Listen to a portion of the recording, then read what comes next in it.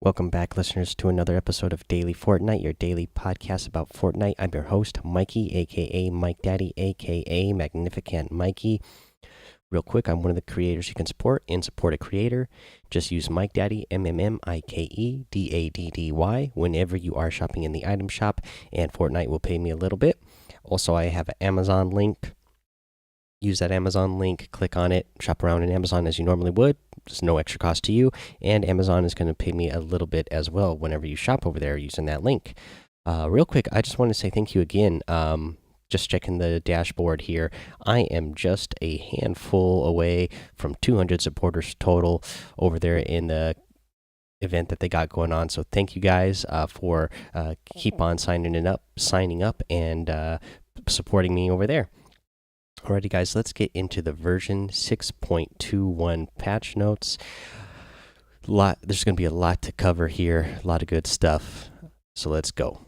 Going up, a whole new way to get some air in Battle Royale, and a hero makes their debut in Save the World. Fortnitemares challenges Battle Royale. So Fortnitemares in Battle Royale ends on Sunday, November 4th at 1 p.m. Eastern Time. Finish your Fortnitemares challenges by then to unlock your Dark Engine glider and be in match at that time to witness the event. We talked about this in yesterday's episode. So here's balloons. Blow them up and float away. This new edition lets you get around like never before. There's a little video here showing you some of the gameplay with the balloons. I'll let you guys watch that later on. Dim Mock Igor, Save the World. Throw smoke bombs at enemy husks while you resist damage with Shadow Stance. Trust him, he's a doctor. General notes here. Gameplay. Added support for newer versions of PS4 and Xbox One controllers on Mac.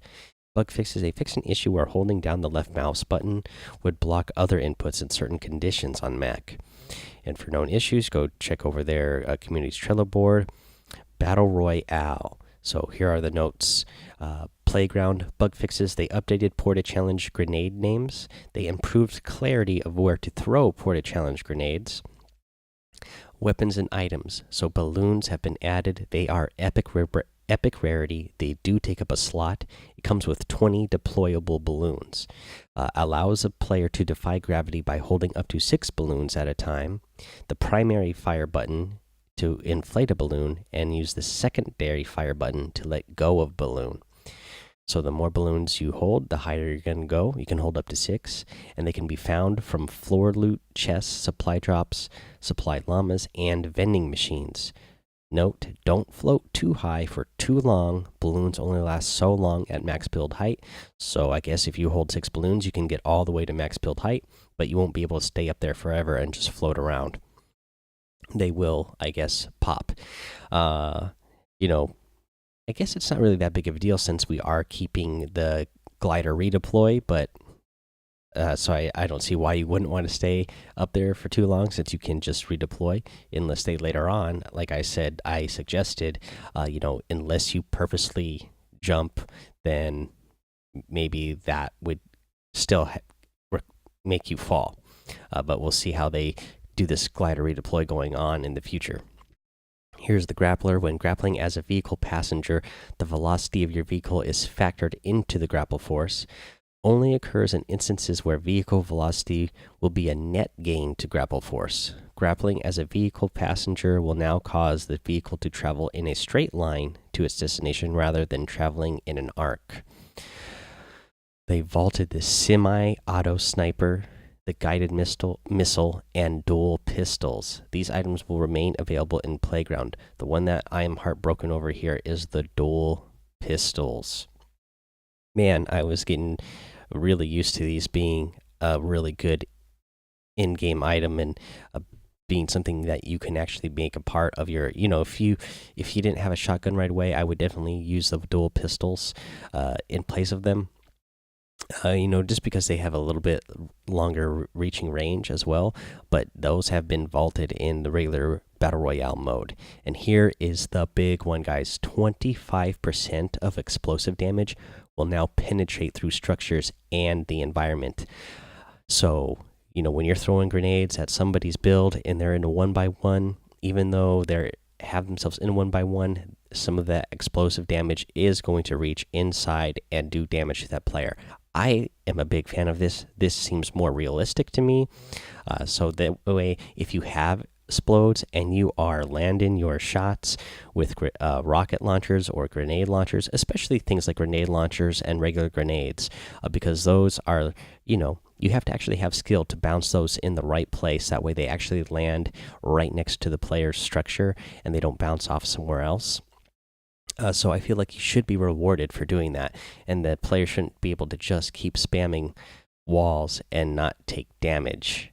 So I actually am a big fan of this. I actually haven't played, but just the idea of this, I am a big fan of as of right now. I guess I'll get in the game and play and then really see how I feel about it. But just the idea of this, I am a fan of.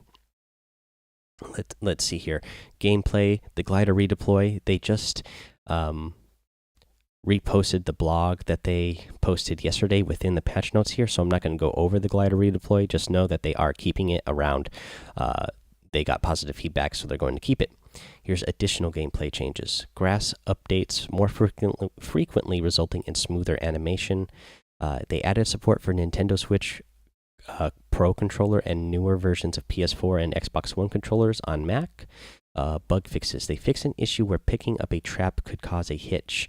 Certain bindings will no longer override the ability to use the full screen map and spectating actions. Fix the delay between using multiple small shields. Fix an issue where inventory could get stuck when using the grappler while picking up an item. Map zooming with trigger buttons works on Switch again. Audio. They intensified Fiend Hunter crossbow fire sounds. They reduced volume of cube monsters and dynamic spawners. It's now easier to hear gliders when shooting or harvesting. Bug fixes. They fix the sniper projectiles playing the wrong impact sound when hitting cube monsters, and they fix boogie bomb music not playing for cube monsters. The replay system. Bug fixes. They fix a bug causing quad launcher rocket explosions to reset when scrubbing replays. And for mobile people, optimization to reduce hitching on Android phones using Vulkan. Snap to value slider added to the HUD layout tool. Bug fixes. Widgets that should not have had editable visibility shown will now be properly hidden.